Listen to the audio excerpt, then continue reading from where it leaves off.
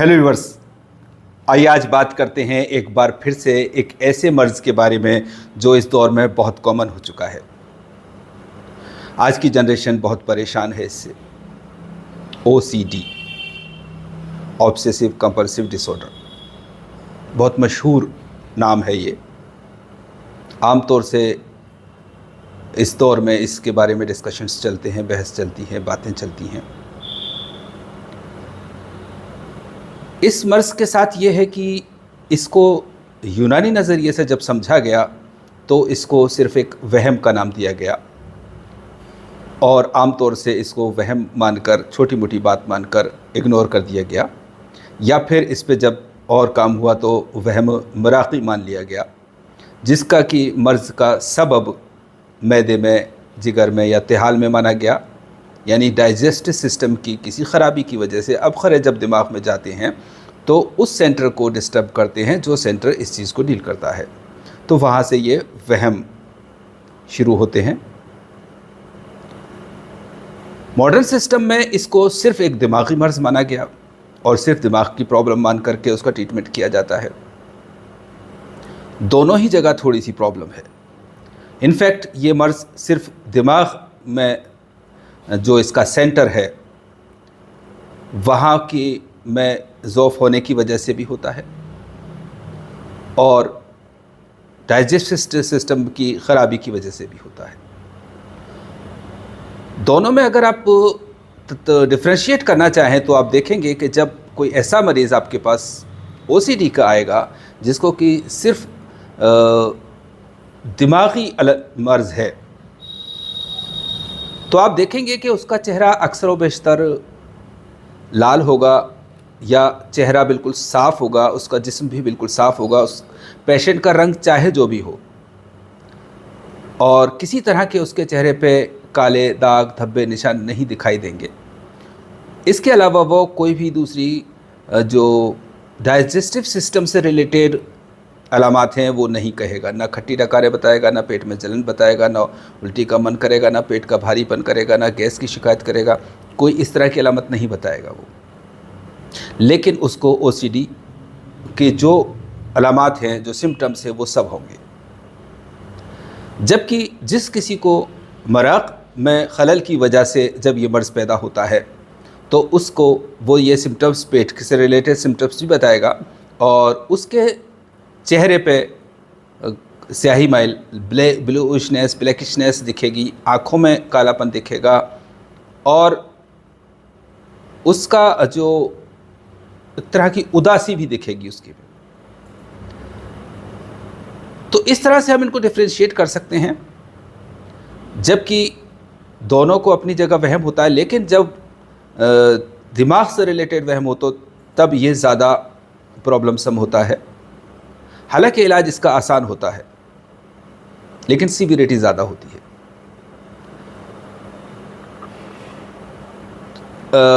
चूँकि ये वहम है, ये तो सच है, लेकिन ये वहम कहाँ से, कैसे, क्यों पैदा हुआ और कैसे क्या हुआ, इसके बारे में हम जानकारी लेते हैं। देखिए, हालांकि शुरू में ये थोड़ा सा बोरिंग लग सकता है, लेकिन अगर आप इसको 2, 4, 5 बार सुनेंगे, समझेंगे तो आपकी समझ में आएगा और वो एक फ़ायदेमंद बात होगी।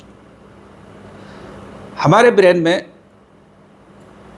हर सिस्टम को कंट्रोल करने के लिए अपनी एक क़ुव्वत होती है, एक पावर होती है, चाहे वो सुनने का हो, जागने का हो, सोने का हो, बोलने का हो, सारे सिस्टम्स को। इसी तरह से जब हमारे ब्रेन का जो एक सिस्टम है, जो यूनानी नज़रिए से क़ुव्वत वाहिमा है, यानी एक ऐसी क़ुव्वत जो इंटरनल सेंसेस का एक हिस्सा है। एक्सटर्नल सेंसेस जो 5 होते हैं वो अलग हैं, इंटरनल सेंसेस का एक हिस्सा है। जब कोई शख्स किसी चीज़ को देखता है और फिर उसको देखने के बाद वो अपने ब्रेन में इंटरप्रेट करता है कि ये, मिसाल के तौर पे अगर कोई किसी चीज़ को देखता है और उसके बारे में एक गुमान बनाता है कि ये अच्छा है, ये बुरा है, ये फ़ायदेमंद है, ये नुकसान देने वाला है, तो वो एक इंटरप्रिटेशन या एक वो मेमोरी उसके जो ब्रेन है, जिसको हम क़ुव्वत हाफ़िज़ा कहते हैं, ख़ज़ाना हाफ़िज़ा, इनफैक्ट क़ुव्वत हाफ़िज़ा नहीं, सॉरी, ख़ज़ाना हाफ़िज़ा, जहाँ पर कि इस तरह की चीज़ें जमा होती हैं, वहाँ पर ये एक इंटरप्रिटेशन जमा हो जाता है। और जब भी कभी वो शख्स उस चीज़ को देखता है तो वो चीज़ें बार बार उसके जहन में आती हैं, और वो इसलिए आती हैं कि वो सिस्टम, वो सेंटर थोड़ा सा कमज़ोर हो जाता है। जैसे हर सिस्टम कमज़ोर होता है, डाइजेस्टिव सिस्टम कमज़ोर होता है, नर्वस सिस्टम कमज़ोर होता है, स्केलेटल सिस्टम में भी कमज़ोरी आती है, हर सिस्टम में कमज़ोरी आती है। जिस चीज़ को हम देख पाते हैं या जिस चीज़ को हम लेबोरेटरी में टेस्ट कर पाते हैं उसको हम मान लेते हैं, जिस चीज़ को नहीं करते उसको हमें तजर्बे से, मुशाहिदे से मानना जानना पड़ता है। तो ऐसे मरीज़ जो ओसीडी का शिकार होते हैं, उनकी जो आम अलामात हैं वो सब उसमें पाई जाती हैं, किसी में कम या किसी में ज़्यादा होती हैं। आम तौर से जो ओसीडी पेशेंट्स में देखने को मिलती है वो हाइजीन से रिलेटेड ज़्यादा होती है, जैसे कि हाथ बार बार धोना या कपड़े बार बार साफ़ करना, वेस्टेज सेंस करना, अपने कपड़ों को बदलना, ऐसी चीज़ का उसको एक वहम हो जाता है कि ये गंदे हो गए। चूँकि उसने देखा है, समझा है, जाना है कि गंदे होते हैं कपड़े तो चेंज किए जाते हैं, हाथों में कहीं लगने से जरासीम लग जाते हैं तो वो नुकसान देते हैं, इसलिए हाथों को धोना चाहिए। लेकिन ये बात बहुत लोग जानते हैं, बल्कि ज़्यादातर लोग जानते हैं, लेकिन वो ज़्यादातर लोग इसको रिपीट नहीं करते, क्योंकि उनका अपना वो सिस्टम है, वो सही काम कर रहा है, और वो उनको ऐसे ऑर्डर्स नहीं देता है कि ये अभी भी हाथ गंदे हैं, फिर से धोए जाएं, फिर से धोए जाएं, रिपीटेशन नहीं होता। इसी तरह से किसी भी चीज़ को खोने का या भूलने का उसको डर रहता है अक्सर। जैसे कि एक बहुत ही आम मिसाल है कि लॉक लगा के ऐसे लोग अक्सर बार बार पलट पलट के देखते हैं कि खुला तो नहीं रह गया, खुला तो नहीं रह गया, कुछ छूट तो नहीं गया, कुछ भूल तो नहीं गया। वो भी अक्सर ऐसा भी हो जाता है भूल से, गलती से, लेकिन उनको ये ज़्यादा वहम रहता है इस बात का। ऐसे ही और भी अलामात जो हैं वो सब इसमें एक जो सेक्स से और मज़हब से रिलेटेड जो टैबूज़ हैं उनके बारे में भी बहुत सोचता है वो कि सेक्स करना बहुत बुरी चीज़ है, या इसके बारे में सोचना ये सब बहुत गंदी बात है, इससे बड़ा गुनाह होता है, अज़ाब होता ही होता है। या मज़हब के बारे में वो अल्लाह से बहुत डरने लग जाता है, बहुत नमाज़ें पढ़ने लग जाता है, तब हमको इसको रिलीजियस ओसीडी कह देते हैं, मज़हबी वहम कह देते हैं। तो वो बहुत सारे ऐसे काम करने लग जाता है जो कि बहुत ज़रूरी नहीं होते हैं। ओसीडी के जो पेशेंट्स होते हैं वो जब उनके सिर्फ दिमाग के खलल की वजह से मर्ज़ हो तो वो आम तौर से अपने आप को बहुत इंटेलिजेंट और राइट समझते हैं। चूँकि हम समझदार हैं इसीलिए हम सही भी हैं, जो हम सोच रहे हैं वो सही है, यही तो वहम है। यानी कि वहम एक ऐसी चीज़ है जो जब किसी को हो जाता है तो वो नेगेटिव भी हो सकता है और पॉजिटिव भी हो सकता है। वो किसी को अपना प्यार करने वाला भी समझ सकता है, वो अपने से नफ़रत करने वाला भी समझ सकता है। तो जब ये वहम होता है तो उसको ये एक वहम ये भी होता है कि मैं इंटेलिजेंट हूँ और मैं सही हूँ। यही वजह है कि वो डॉक्टर से अक्सर अपनी बातें बहुत डिटेल में कहता है और इस हक़ के साथ कहता है कि मैं जो कह रहा हूँ, मैं जो जानता हूँ वो सही है। हालांकि ऐसा नहीं होता है। डॉक्टर के पास जो अपना एक्सपीरियंस है, जो एक्सपर्टीज़ है वो अपने पास है। यही वजह है कि हम जब भी इस तरह के केसेस को डील करते हैं तो अक्सर पेशेंट्स के लिए खामोशी के साथ सुनते रहते हैं। यहाँ पर सुनना बहुत ज़्यादा ज़रूरी है। और बताइए, और बताइए, और बताइए, हाँ और ठीक है, अच्छा, ये इस तरह की बातें आप करते रहें, सुनते रहें। इतना सुने कि पेशेंट ख़ुद मजबूर हो जाए खामोश होने पे या आपको बोलने के लिए, और जब आपकी बारी आए तो कम से कम बोलिए। वरना जैसा कि मैंने कहा, पेशेंट अपने आप को इंटेलिजेंट और राइट समझ रहा है। आपने अगर कोई ऐसी बात कही, ऐसा कोई सवाल कर लिया जिसको कि वो अपने लेवल पे गलत समझ रहा है, तो उसका एतबार आपसे उठ जाएगा। वो आपको गलत मान लेगा, वो आपसे बहस करेगा, वो आपको सही करने की कोशिश करेगा। वो अपने आप को सही साबित करने के लिए आपको आपकी गलती को सही साबित करने की कोशिश करेगा। तो इसलिए ऐसे में बहुत ज़्यादा बातें न की जाएं। जो बेसिक सवाल हैं वो किए जाते हैं, जो बुनियादी बातें हैं वो की जाती हैं। ऐसी बातें जिसके बारे में उसने कभी सोचा नहीं था। तो अब बात करते हैं इलाज के बारे में। अगर पेशेंट को इसकी वजह मैदे, तिहाल, जिगर वगैरह में पाई जाती है, तो बेसिक बुनियादी इलाज वहीं का होगा, उस जगह का होगा। जब वो ठीक होगा तो फसाद फ़िक्र भी ठीक हो जाएगा। लेकिन अगर इसका जो सबब है वो दिमाग ही में है, तो फिर इलाज उस सिस्टम का होगा, क़ुव्वत वाहिमा का होगा। आप अगर समझने की कोशिश करें, जो कि समझना ही चाहिए, कि हमारे जितने भी सिस्टम्स हैं, जो पावर्स हैं, जो क़ुव्वतें हैं, क़वा जिसको हम कहते हैं, हर क़वा की अपनी कमज़ोरी होती है और फिर उसके लिए उसकी उसी तरह की दवा होती है। आम तौर से एक लफ्ज़ चलता है मुक़व्वी दिमाग।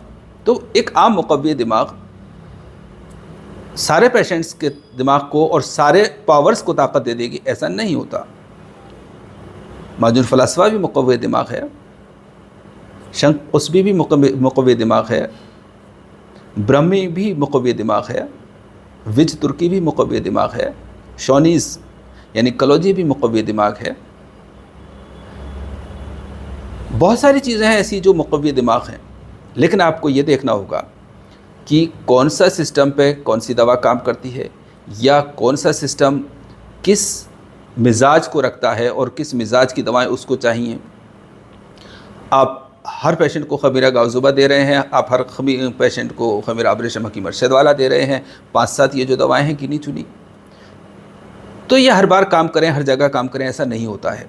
और फिर होता क्या है, यूनानी दवाएं काम नहीं करती या यूनानी मौलिज नहीं जानता, जो भी इल्ज़ाम आए।